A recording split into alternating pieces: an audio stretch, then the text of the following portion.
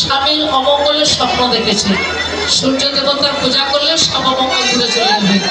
বলে তখন করিলা মাকে বলছে, মা তোর বৌমা যা বললো তাই বিশ্বাস করলি, বইয়ের কথা শুনিস না মা, বইয়ের কথা শুনিস না মা, বইয়ের কথা শুনিস না মা, বইয়ের কথা শুনিস না মা, বইয়ের কথা শুনিস না। মামা তোর বৌমা যা বলো তুই তাই বিশ্বাস করলি, বইয়ের কথা শুনিস না মা। ভানু পূজা না, এটা কেন পূজা?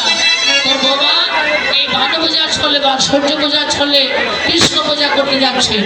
এখন জটিলা বলছে, চুপ কর জটিলা, সব দিনের সব কথা ভালো লাগে না, যে পূজায় করুক আমাদের সংসারে মঙ্গল হলে, আমার সন্তানের মঙ্গল হলে আমাদের সব কেটে যাবে। এ বলে কি করলে সবাই মিলে চলতে লাগে। একটু করে জায়গা না দিতে হয় বাবা, আপনারা একটু দয়া করে একটু করে পিছিয়ে জায়গা থাকে, একটু পিছিয়ে গিয়ে সামনে একটু সতীগণে যারা পূজা করবেন তারা একটু আসবেন, তো তাদেরকে আসার জন্য আপনারা একটু সুযোগ দেন। সবাইকে নিয়ে আমরা আনন্দ করবো। আপনাদের পিছনে অনেক জায়গা আছে, এই পাশে বাবাদের পিছনে অনেক জায়গা আছে, আপনারা সবাই পিছিয়ে যান। আমাদের মায়েরা সন্তানের সবাই এসে একটু আনন্দ করবে। আর তোমরা যারা যারা এখানে পূজা করবে ধীরে ধীরে এসে বসে পড়ো, আরও 10 মিনিট পর পূজা শুরু হবে। 10 মিনিটের পূজা শুরু হবে, তোমরা এসে বসে পড়ো। এবার সবাই বসে পড়ো, এই পাশে দিয়ে বসে পড়ো, পাশে দিয়ে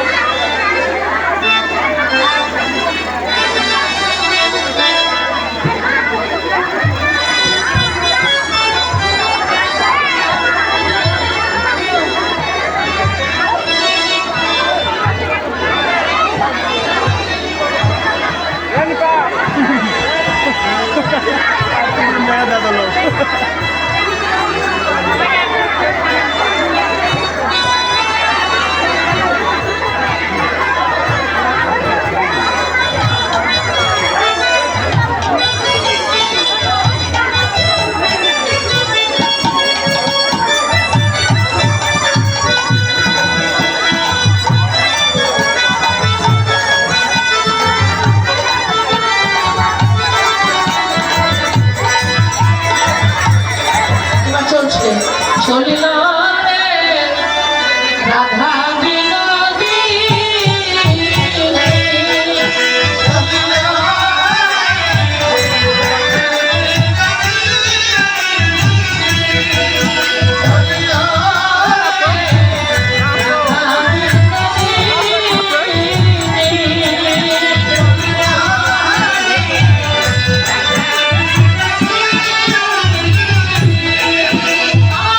সূর্য পূজা যাবে বলে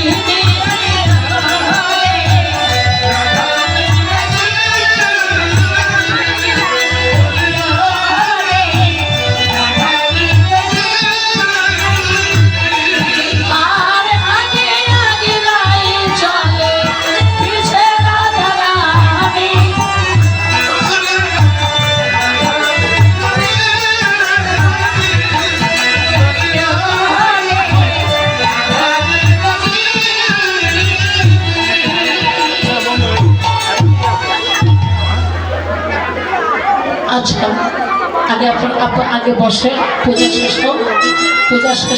পূজা শেষ হলে তারপরে আপনারা সবাই আবার নৃত্য করবেন। সবাই বসে করুন, আগে পূজা করে নেন, পূজা করে নিয়ে তারপরে আবার পূজা শেষে আরতি